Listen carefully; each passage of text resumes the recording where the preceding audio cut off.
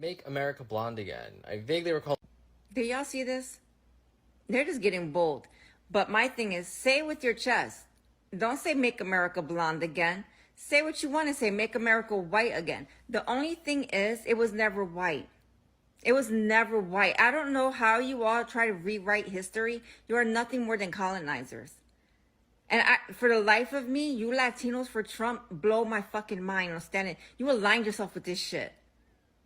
Make America blonde again. Where do you brown people fall into that? Where do you fall into that? You aligned yourself for an embarrassment. Hi guys, my name is Esther Daniel and you're welcome back to the channel. Before we move on with the video, please subscribe to the channel, like and share the video to help the channel out. You will never be white. As much as you, a fellow Latino, wants to be in proximity to whiteness, you will never be white.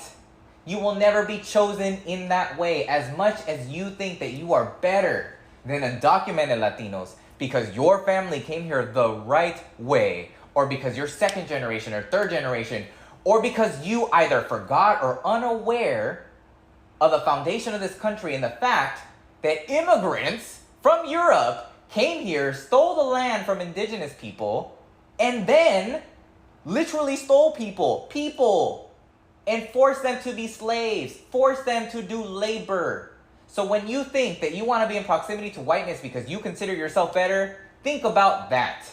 Think about that there is internalized racism in our own community, how there is anti-blackness in our own community, how there is colorism in our own community. Think about those things, because no human being is better than the other because they think that because they have papers that they are better than another human being. A human being is a human being. There is no alien. There is no illegal when it comes to the world, okay? So let me remind you that you will never be white. Oh my gosh, who said that? Who said it? Who said that? I always tell people the day the Latino, African American, Asian, and other communities realize that they share the same oppressor is the day we start winning. Because we are the majority in this country now. We have the ability to take over this country and to do what is needed for everyone and to make things fair. But the problem is our communities are divided. They're completely divided. And I talk about this all the time, is that like for Asian Americans and for African Americans, we probably have one of the worst relationships between any community. Well, right? I bet you a lot of Asian Americans too don't, in my experience, don't even realize that if it wasn't for the civil rights movement, if it wasn't for that, yes, there would not be 22 million Asian Americans in this country. Thank you. So, and what I have been trying to teach the Asian community is like, friends, do you understand that your success, your prosperity, your civil rights that you enjoy right now was paid for with Black blood? Yes. Right? And the fact that you don't recognize that shows you how much you take this for granted and how much you don't care about the future. Because yes, if you understood this, you would be grateful for their sacrifice and understand what they have gone through for you to have rights. And the second thing along with that is I remind you that liberty and rights don't exist in perpetuity. They exist as long as we say they exist. And if you want it to continue in the future, it's not going to be Black people again. They're not going to go to fight this battle for you again this time. You will have to go fight it. I saw this comment that said, I'd rather be poor in an all-white country than rich in a multicultural one. As a Black person, insane to me that in this country you can have a 400 or 500 year head start and still be poor, whereas very small percentages of Black and brown people are successful. And it got me thinking of the very ethos of what Trump is running on and what MAGA feel. You know, what nobody wants to talk about is you lose the racial demographics in your country. Is it wrong for a person in our country to want a country that's majority white? Is that a wrong thing? And if you replace the native populace with people from other countries, that is going to change that culture. So it's America is a country that was founded by migrants. Was it though? I mean, who are the founders? They were white Americans that came over here and then... I beg your pardon? I beg your pardon? He's running on the misalignment of what it means to be white in America and the fact that they never were able to attain wealth in what is considered their country, and pinning minority presence and success against poor white people. And it's sad because if I was poor and white, I wouldn't blame other people for my predicament being in a country that was made for us. But it seems to be working. And that's why we have a rise in white nationalism, because for too long now, these people feel as if they've been pushed to the side, irrespective if it's other white rich people pushing them aside and making their conditions their conditions. It's easier to blame us because we're closer in proximity. It's also, as a black person, insane to me that in this country you can have a 400 or 500 year head start and still be poor, whereas very small percentages of black and brown people are successful. There are more educated black people than there've ever been. Black women are holding higher secondary degrees than anyone else. Asian Americans are some of the most educated people in the world, and the list goes on.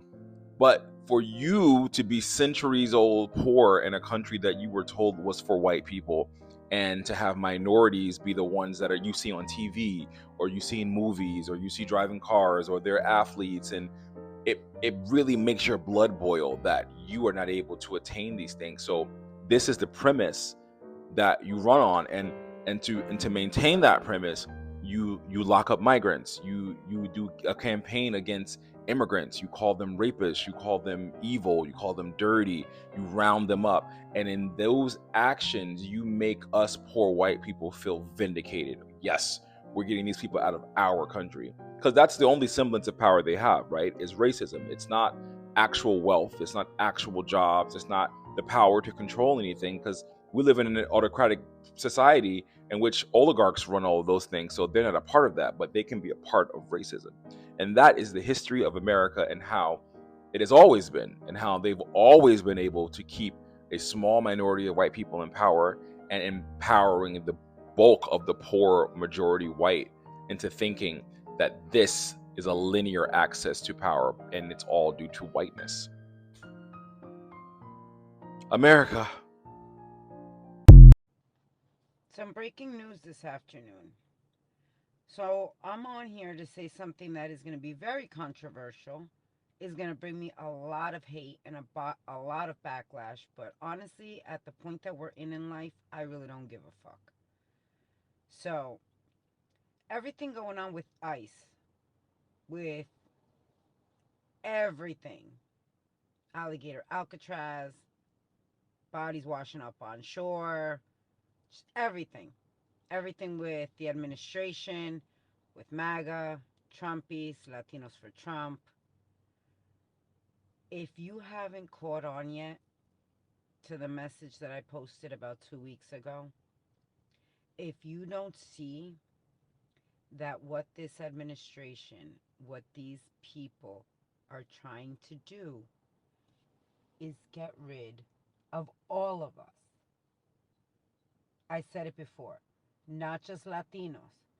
They're trying to get rid of anyone who does not fit the narrative of their white America. This is no longer a country of freedom of speech, of freedom of anything. You can't open your mouth because you're at fear of getting kidnapped off the street. ICE has now $40 million more to contract Proud Boys, KKK members, anyone off the street that has hatred for our people or people that are not like them. Wake up, people. Wake up. This is serious. We have to stick together in these times. We cannot fold under the pressure of this government. They are trying to create an all-white America. Let me know in the comments what you guys think. Spread this video for awareness. I love you guys. Be safe out there. You see something, say something, my loves. We need to stick together. To the Latinos that voted for him, you will never, and I repeat, never be white. you will never be accepted as one of them. And you certainly are not exempt from the racism that is this racist ass regime. When that lady put in her post, alligators' lives matter, and she mentioned a number, that number being 65 million. Do you know how many Latinos are in the United States? Approximately 65 million, according to the U.S. Census Bureau. Approximately 60 plus million people. So guess what? They weren't just talking about the illegal immigrants, because data actually says that there are 10 to about 12 illegal, undocumented folks in the United States. They're talking about you. They're talking about people like us, because we are not exempt from the racism that is rooted in what these people believe in, and frankly, the foundation of this country that was built on the stealing of land from indigenous people by immigrants that came here from Europe. So when you think that you are better than an immigrant because your family came here the right way, remember that this land was actually stolen from day one. So when you think that you are better because you're second generation or third generation because you've been an American for a longer amount of time, I hope that you never have to experience a time where you have to flee a country for your own safety or that of your family. So when you think that you are somehow not going to be affected by any of this, when you think that you don't have to care, what happens if you are next? What happens if it's someone that you personally know? And I know already, because we've seen it. We've seen the clips of people that supported him, diehard supporters that are now crying on the news because their family members are getting deported and they thought that they would never be impacted. You see, in this country, so many people lack empathy. They are unwilling or somehow unable to think beyond themselves, and then we run into these situations. Wake up. The proximity to whiteness isn't serving you, and it's not serving the community. You have to recognize what is happening, because ultimately, they're not just going after criminals. And all of this is connected to so many things that impact our community and frankly are holding us back, like anti-blackness and colorism and internalized racism. And if you think that these are woke words, look them up and you will realize what exists, what has existed in our community for a very long time. And I say all of this because there are so many people that have fallen to the false prophets of the world, and I need us as a community to come together and wake up. So if you're wanting more of this type of content, follow for more, because we need to have this conversation.